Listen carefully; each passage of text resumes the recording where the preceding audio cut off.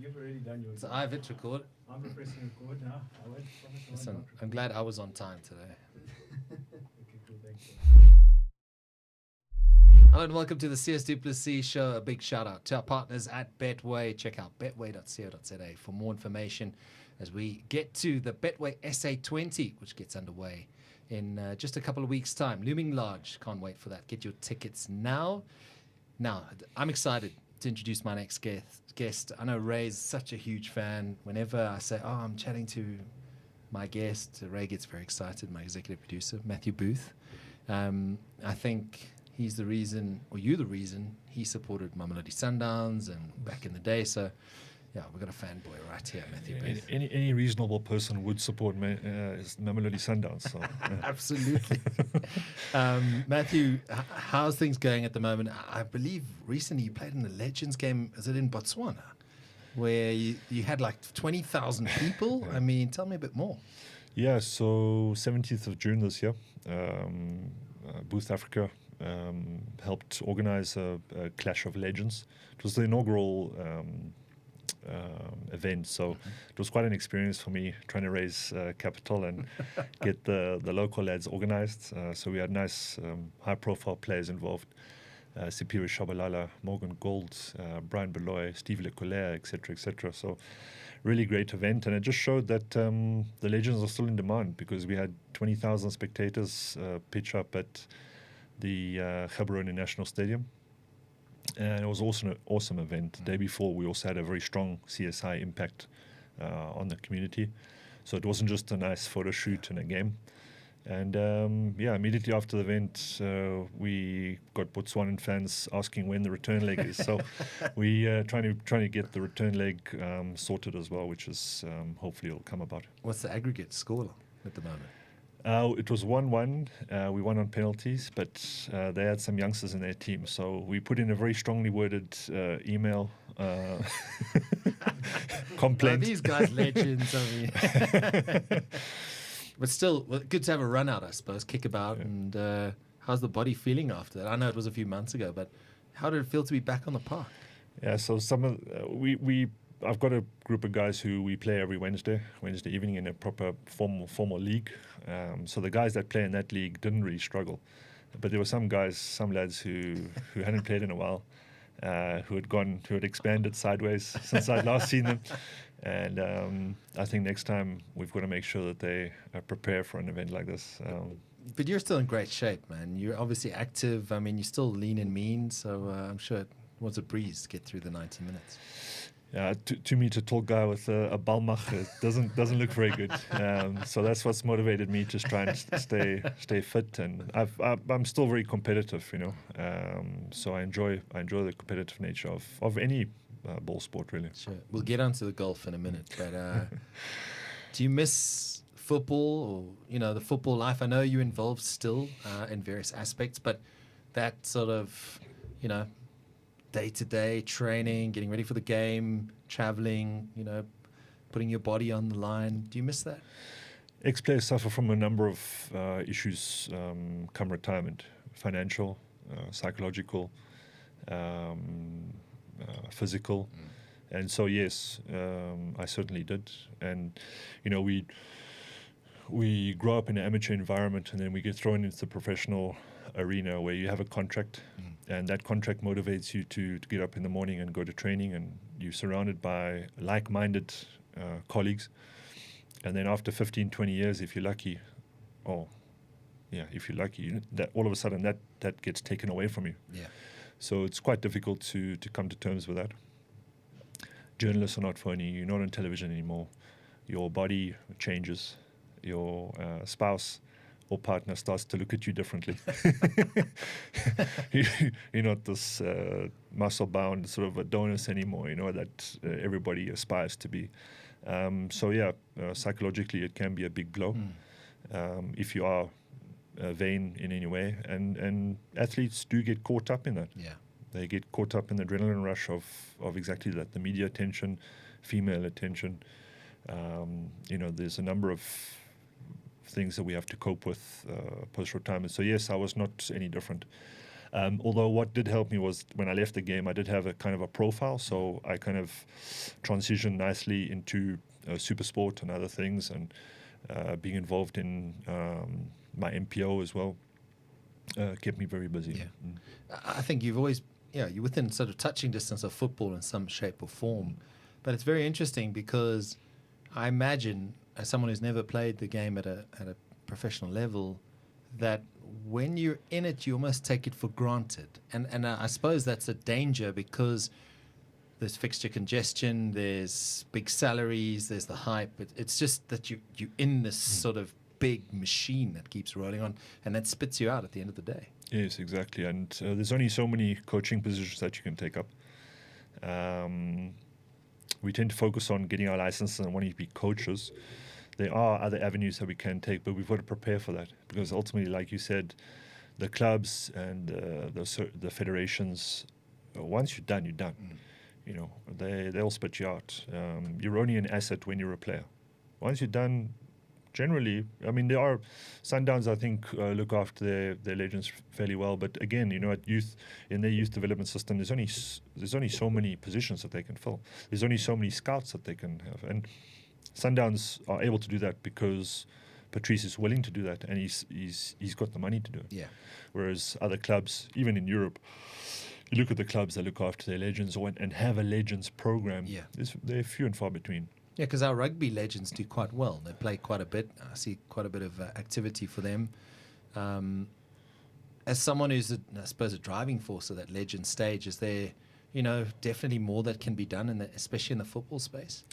That was one of the first important meetings that we had, was with Gavin Regis and Stefan Tablanche at Rugby Legends. So they were very, people who are very secure in their knowledge and know what they're talking about, and they generally are people that are willing to share.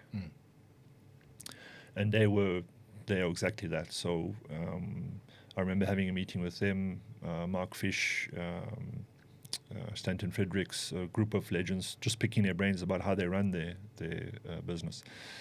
And so we've done exactly the same. We've launched the South African Football Legends, myself, Brian Beloy, and Stanton Fredericks. It's a very loose organization at the moment, and we're getting help from some media guys who are doing our stuff pro bono, getting our allowing us to garner some sort of footprint, which has been great from them. But there's so many different platforms that we can offer ex-players, and we want to try and make that a soft landing for them. But the message has got to be that you've got to prepare for the afterlife. Guys, while they are still playing, they've got to save, but more importantly, they've got to start to surround themselves with people who they want to aspire to. They cannot surround themselves with what I term lessers. And it's not a mean thing to say, because ultimately you still want to keep in touch with your mates, from back in the day. But they're generally not going to help you once you retire. In fact, they're going to help you eat into your savings. So you've got to network while you're still playing. After the game, take some time to go up to the suite and mingle with the captains of industry that come to FNB and watch the derby. And that's something that rugby and cricket have always had, that old boys network to fall back on, whereas certainly the footballers don't have that. It's really sad if you think how important football is in South Africa and the role it plays. We look at Sia and what they've done, the Springboks, and yes, it's an incredible, and Temba and the Proteas have got so close. But, football is such a huge sport in South Africa. Thought there would be a little bit more of a support network. Yeah, I mean, if you just take globally where footballers generally come from, it's your lower LSMs. And it's in South Africa, it's no different. So we don't come from private schools. Even your ex-Model C schools generally, there's probably a handful of us from my generation that I can count. Generally, we come from your lower LSMs, township guys. That's where football is. That's probably one of the things that has saved football. When you look at the success of rugby and cricket and how sort of high profile their athletes are, and the success that they've garnered, the one thing that saves South African football is ease of access. So from a participation point of view, we're still well ahead. but certainly not from a success point. So our structures and everything has definitely got to improve. Our grassroots has definitely got to improve to maximize that pool of talent. But we've got to be very careful of that. You know, we can't just rest on our laurels. Yeah. Is that why your NPO is, you know, you're sort of pushing that so hard to make a difference, I suppose, to give back to the game, if I can use a cliche? Yeah, I've often said that football reflects society and vice versa because it's so popular. Yeah. And when you look at government, they're certainly not getting things right. So when you look at NPOs like Gift of the Givers, for example, they're filling the gap. Yeah. A very necessary gap. And the cracks are widening every day. Everybody realizes this. And when you look at our football industry, the same can be said.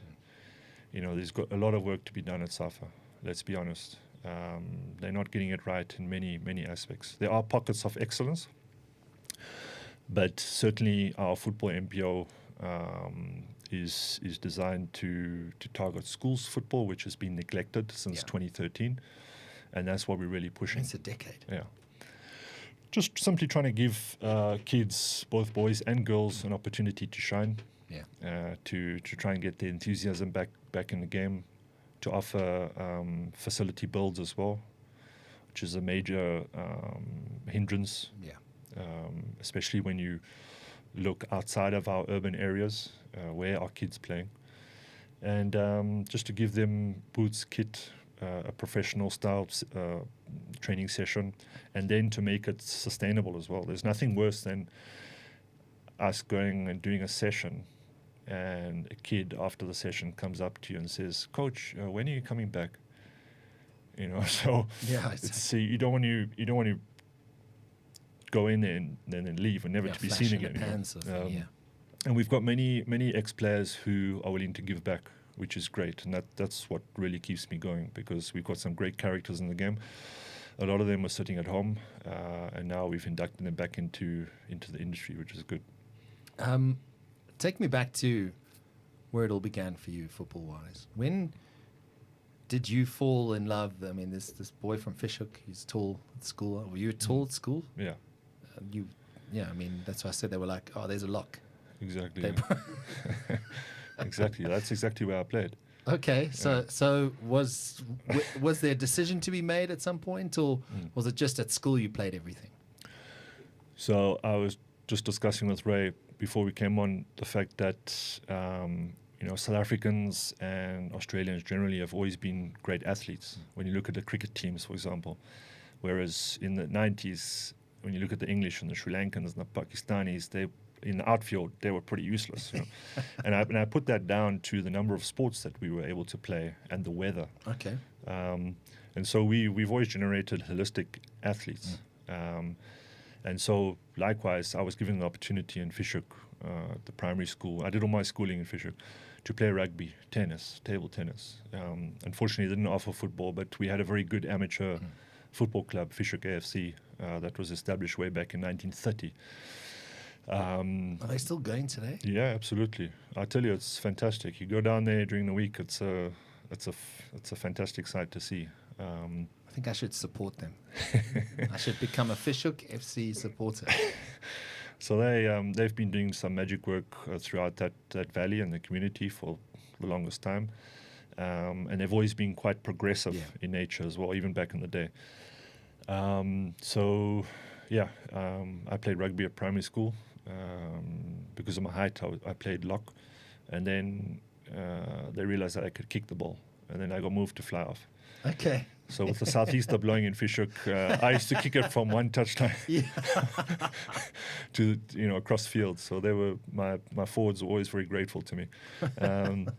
But yeah, I enjoyed the game. It took a little bit of a while to get used to the contact, but that definitely helped me going into my football, being a defender and building a reputation of being a sort of rugged, tough, no-nonsense defender. Yeah. And then going to Sundowns and then developing also a calmness and a touch on the ball, and a distribution and using both feet. That holistic nature and all those sports came to the fore and helped me. And took you to Russia. Yep. I mean, I'm just looking through here. I mean, Rostov 2002. How did that come about? I mean, because I see here on Wikipedia, and I don't always go with what's on Wikipedia, but it says there was Wimbledon on loan with no appearances there, and then you're in Russia for a large part of your career. And how did that come about? And that must have been an incredible experience. As soon as I became a pro, I had opportunities to go on trial to your more established leagues, and never worked out. Either I had a very poor week, either I lacked confidence, it didn't make me feel comfortable, or I had a great week, but then the negotiations between the two clubs failed. For example, West Ham, which is why I'm a supporter of West Ham, because I had a great week there. Harry Redknapp was there. They were selling Rio Ferdinand to Leeds. They were keen on me. Unfortunately, Sundowns under Natasha Chiklis asked for too much money. That was probably, in hindsight, that was probably my most disappointing moment in my career. I had a great week, and West Ham are well known for their youth development as well. Yeah. So they had a nice setup, very Joe Cole, Frank Lampard, you name it. But also salt of the earth club, East London. So anyway, I missed out, and so. We had a coach called Viktor Bondarenko. He came from Rostov. Rostov at the time was really struggling, bottom of the log, with 10 games to go in the season. And the owner of the club phoned Viktor. And the owner of the club was a guy who ran a cigarette factory in Rostov. And he manufactured the worst low-grade cigarettes that you could ever find in Russia. But he had made, obviously, like this crap load of money, and had put the money into the football club. And were you expecting? Sorry, I just have this image of you guys sitting team photo. Well, no, I mean, that was one of the culture shocks, was that everybody smoked, and everybody drank, and it was a culture that I had to get used to, because I spent 2 very good years there, and then 4 in Samara with Krylia Sovetov. But at any rate, the owner asked Viktor for players in South Africa. Does he know any players? And Viktor sent him, myself, and the Zambian international Gift Kampamba. And as soon as we arrived, we had an instant effect on the team. In fact, with 2 games left, we were already safe. Oh, wow. We didn't lose during that period. We lost the last game, but we were already safe by then. And the fans and the owner, they were just ecstatic, So we had an immediate impact, and I stayed a further year. The following year, we got to a Russian Cup final. And for Rostov, this was like massive. Just unheard of. Yeah. So we played against the great Spartak Moscow in Moscow. Unfortunately, lost 1-0. But that was, we had a great cup run there. And the following year, because of our success, a further 5 South Africans arrived. So there was quite a large contingent. We'd already had the late, great Jacob Lecheto show us the way at Lokomotiv. And then Macbeth Sibaya stayed a whole 8 seasons. He's a legend in Rubin Kazan, playing Champions League as well.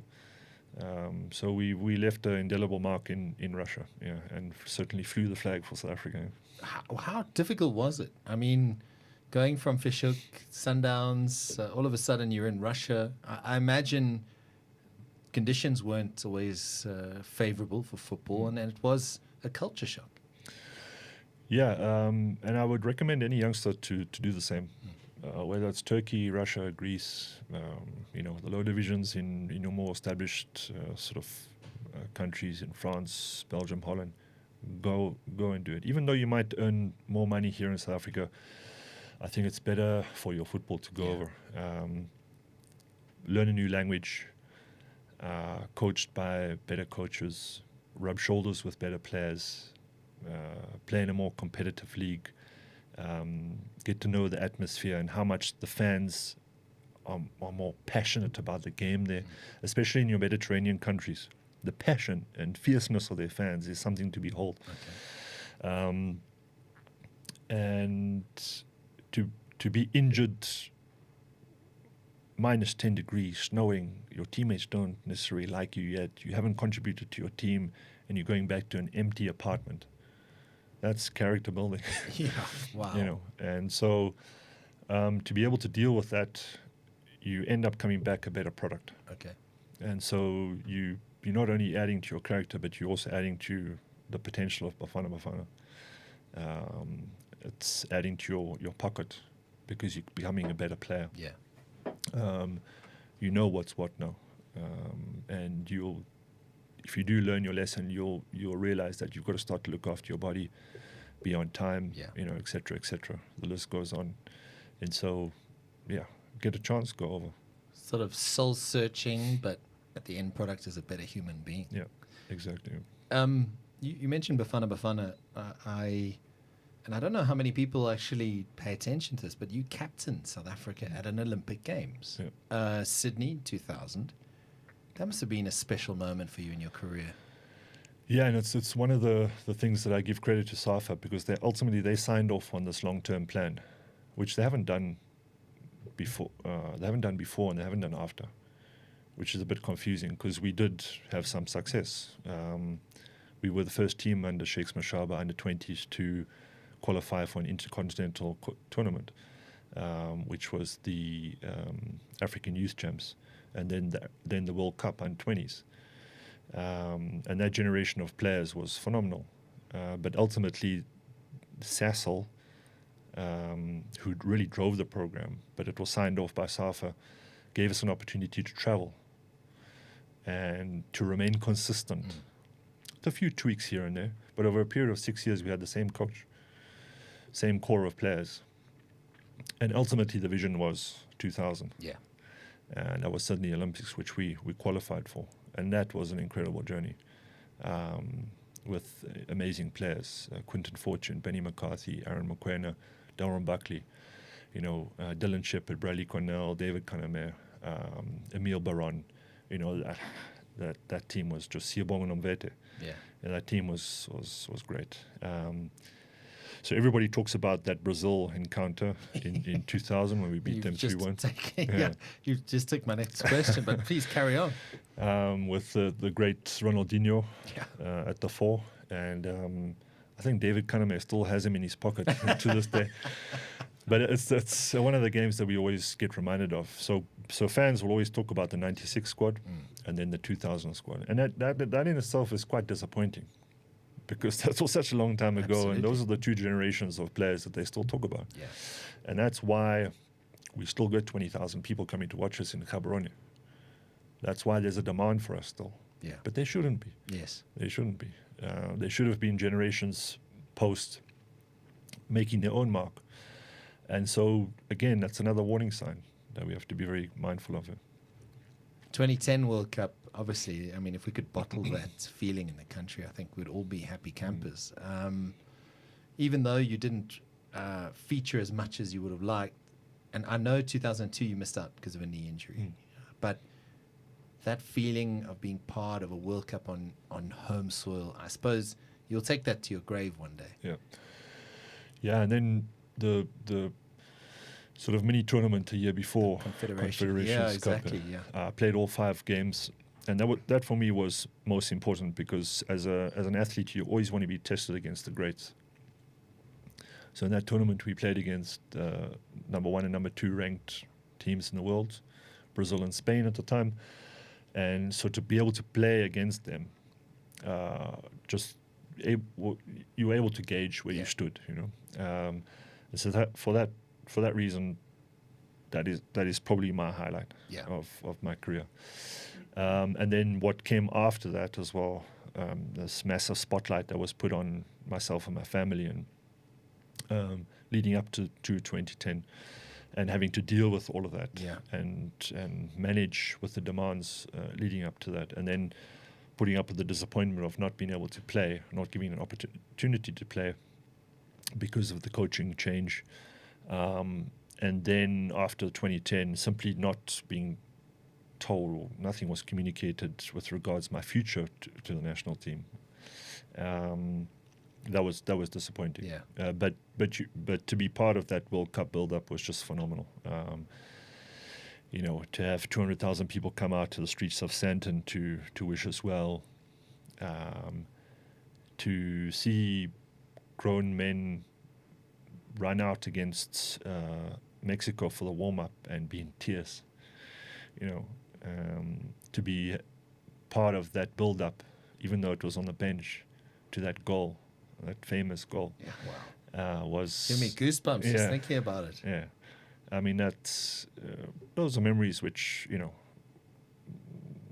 nobody can take those away from you, and you will always, always remember them. So yeah, great time, and again, I think we can feel very, very proud about how we hosted that World Cup, despite being the host team being knocked out early. We as South Africans did a phenomenal job. Yeah, no, we really did. I just remember how cold it was that time of year. Did you feel that on the park? Because I think it was Ellis Park, and I was covering a game. It was Brazil, North Korea, believe it or not.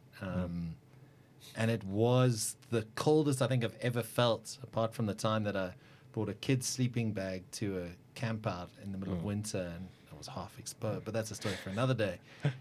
But that World Cup for me just brought us all together as South Africans. It was, when people ask me what the feeling was like, it was incredible. Now you talking about 200,000 people, I actually forgot. That's how many people came out to see.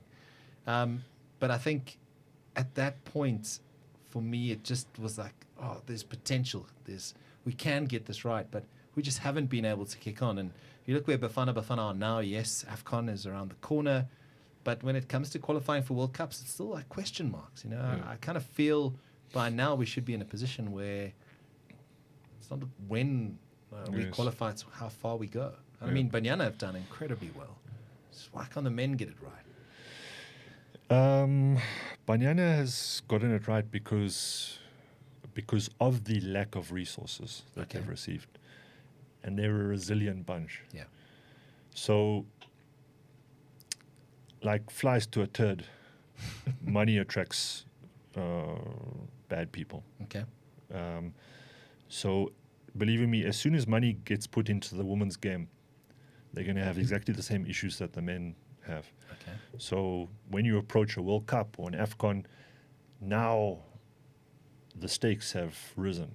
Now there's money to be made by agents, officials, etc. So now the processes are skewed. They are corrupted because of the want for money, because of the want to make money.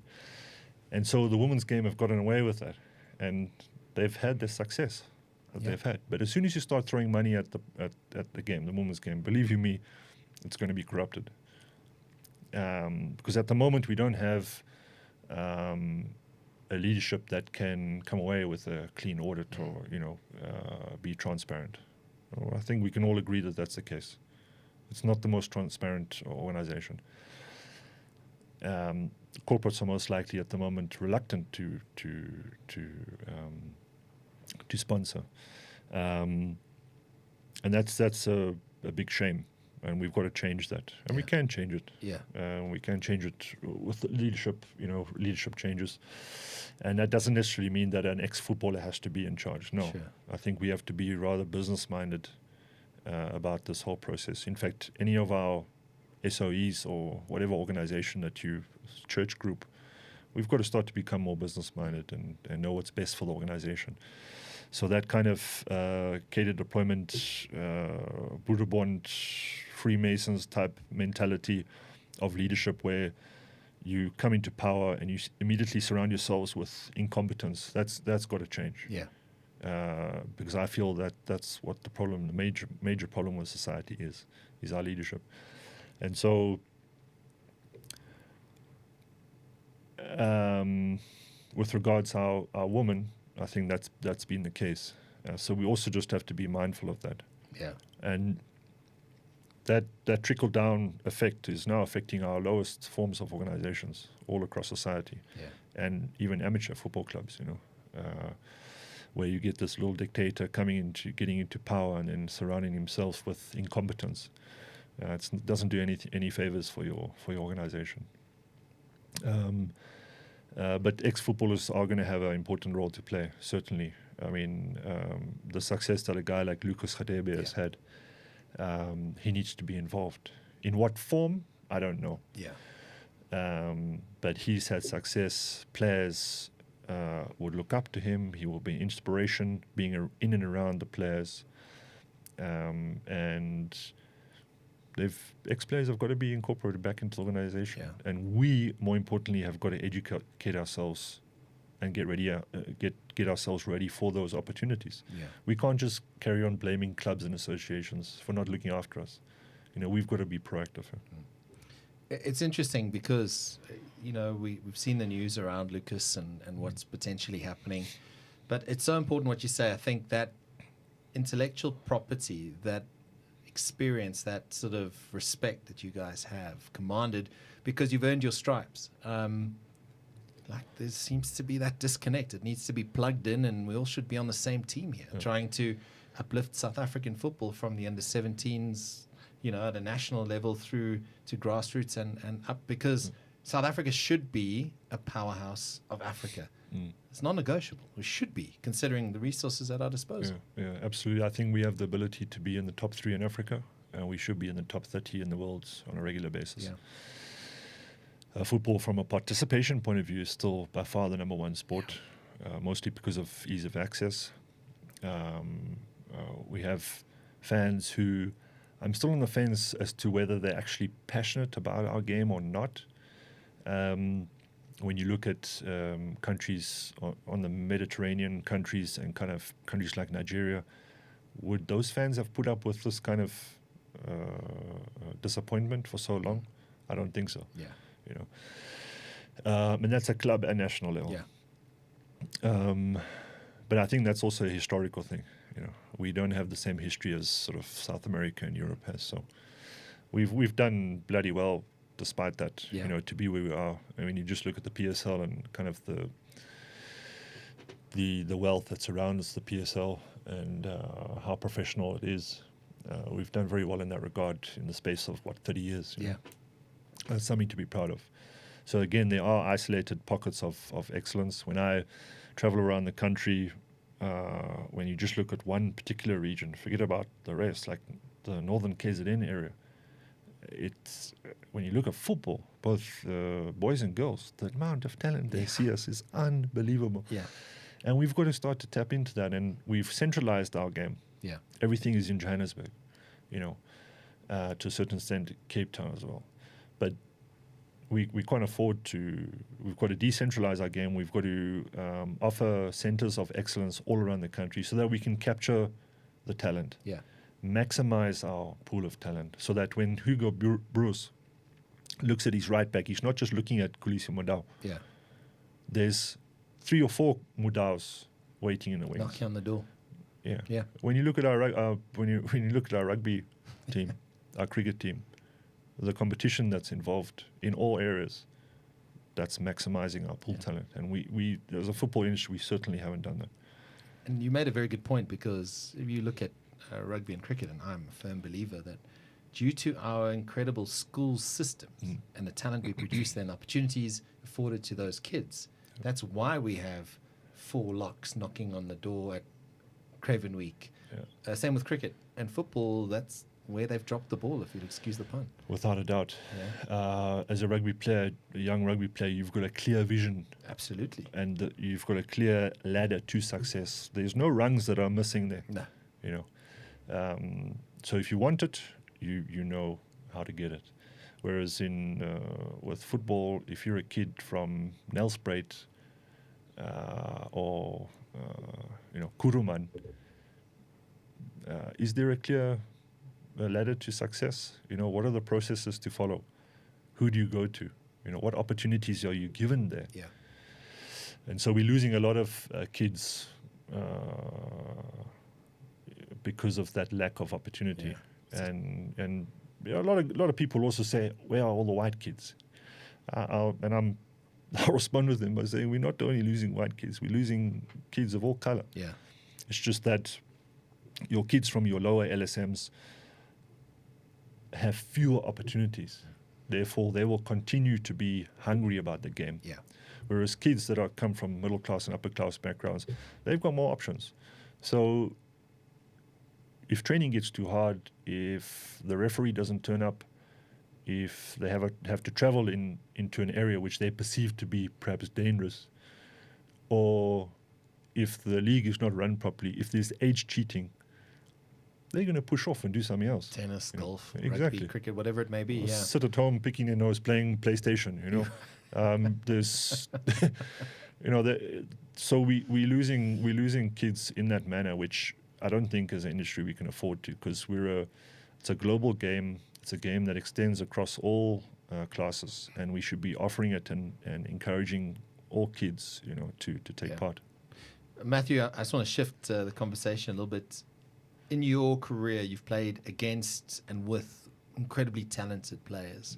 Is there someone who sort of stands out that you played with or against that you were like, oh my goodness, that is the level, that is the standard, and someone who maybe inspired you? Yeah, this particular player didn't inspire me. He destroyed me. And Putting you on the spot, yeah, of course. But I spoke about the World Youth Champs World Cup under 20, and we played in 1997. In our group was Brazil, France, and South Korea. Wow. And that French team, they started with David Trezeguet, Thierry Henry. I've heard of him. Yeah, he's pretty good. And on the bench was one Nicolas Anelka. Okay. So to come up against that pair, was quite a terrible occurrence. And I didn't have my best game. I was a bit flat. It was our last game in the group, and we ended up losing 4-2. And I had an horrendous time against the two of them. Probably the most difficult game or experience that I had was against Thierry Henry. And then the good thing is, and I'm sorry to interrupt you, he's done it to a lot of defenders, so you're not the only one. But it's funny how I wish that, we refer back to South African development. We late developers, we late starters, and that's so frustrating. Because at the age of 18, 19, I shouldn't have been at that stage. Yeah. I should have been at least 2 or 3 years on, and I would have been able to have coped with that pressure a lot better. You just have to look at Teko Modise, at the age of 25, 26, making his PSL debut. Yeah. And unfortunately, that's due to our lack of grassroots development and opportunities. So, another local player who I always had to be on my toes with was Daniel Modao and Siyabonga Nomvete. So any striker that was low center of gravity, shorter, quicker, I didn't fancy playing against them. I preferred the sort of rough and tumble and the physicality of playing against Apollon Lania, the late Mark Batchelor, Leslie Maniatela, those types of strikers. Elbow here and there. Yeah, and that battle and the back and forth. And again, with experience, I had to learn that when coming up against speedier strikers, you had to give them a bit more space. You have to understand, having played against them before, how quick they are, whether to allow them to rather drop off and get the ball to feet and face you and run at you, or to know who to make sure that you kicked. The first contact that you had, you go through them, and you know that they're going to go across to the other side of the field and stay well away from you. So those are little things that you picked up as you and with experience, I got better and better, more confident, better with my distribution, my calmness, being able to use both feet, and probably at my peak was in Russia at the age of 31, 32. But that's not good enough. Yeah, it's too late. Everybody knows when you hit 30, what happens. The perceptions. Yeah. With goalkeepers and centre backs, it's starting to change a little bit now. Thiago 39. Exactly. Yeah, quality. Where did the boo thing start? Do you have a clear, vivid memory of when exactly that first happened? Because even then, it's like, why are they booing him? But you know what I mean? Yeah. But it's not. So understanding of the game, you get to realize that it's actually a huge sort of sign of respect. So during our games leading up to the qualifiers for the Olympics, we made a very good choice in going to Vosloorus, and that was our graveyard. That's where we murdered teams. Okay. And during the qualifiers, pre-qualifiers and qualifying games, that's where the Vosloorus crowd from the East Rand started to shout booth. Okay. Local fans of the game will also recognize that before I came along, fans used to do it to the late John Shoes Moshweo, Mark Fish, Lucas Roo Khadebe. So there are a number of other players who had that honor. So I think I was just lucky to have a nice surname to say that. Rolled off the tongue. Yeah. You know, we've got a few more minutes and then I'm going to let you go. I know you got to get to golf. Yeah, important. Golf obviously plays a huge part of your life these days. How are you enjoying, getting off the tee, and what are you playing off these days? I've been going through a bit of a bad patch. I'm at 12.4 at the moment. So my best golf was when I was about a 10. But I enjoy the game. I'm not going to become a professional CS, so I enjoy the luxury and the greenness. That everything's been laid out for you. I enjoy the company, the ability to network. To also, it's very true. It's a cliche, but it's a very true fact that when you play with somebody, you want to do business with them or just become friends with them, your true character comes out in playing the game, and how honest you are or not. Obviously, you're very honest. But yeah, I love the game. It can be very frustrating. So it's a test of your character. I can imagine. Every single shot. I don't have the patience I'm a terrible golfer, but I appreciate being out in the greenery, that smell of the freshly cut grass, the manicured greens. We've got some incredible courses around South Africa. And I imagine for you it's an escape, right? I mean, there's a lot of noise everywhere, but it's an escape. Being able to just be in my time, be present with my thoughts. Yes, exactly. It's 5 hours, or depending on how bad you are, perhaps longer. That's longer for me. There's an opportunity to get out, to get out of your bubble, whatever cocoon you've made for yourself, you're right. We're blessed with regards golf courses in South Africa, considering the water issues. I'm always surprised at how many we still have, and the variety. And it's a great source of income for the country as well with regards to tourism. We've got some great events going on. So I try and take part from a charity point of view as well. We get a lot of invites. So it's a good way of raising money still these days. And so I play as much as I can. That's terrible, eh? Someone's got to do it. Yes. No, I mean, I say that in jest, obviously, but I think the tremendous work that you do for charities, making yourself available, your NPO, you're an incredible ambassador for the game and for the legends, and I wish you all the best. Just to sign off, what's next for Matthew Booth? What does 2024 hold, and what are some of the boxes you want to tick in 2024? Yeah, I want to really, since 2009, I've been kind of running the MPO out of my own pocket. And now I've got enough to go to corporates without cap in hand and say, listen, this is what we want. And so I want to really impress on what sport can do for kids. It goes hand in hand with education. And we want to try and get schools football back up and running, even if it's just coaching clinics to start off with, giving them the basics and trying to get them enthusiastic about the game. And more importantly, get ex-players inducted back into the industry and using their 15 and 20 years experience to give back to the communities that have given us so much. Where can people find out more? Yeah, so the SAFL, South African Football Legends website is up and running. Booth Africa as well, Booth Education and Sports Africa. You can find all our information online. We're on all the social media platforms as well. Only two O's, eh? Only two That's two right, O's. Yeah, two no. O's. Matthew, thank you so much for your time, man. You're such a rock star. I love your work and keep up the great, amazing work behind the scenes, because We need more legends like you to uplift this sport we love so much. Cheers, yes, appreciate it. Take it easy.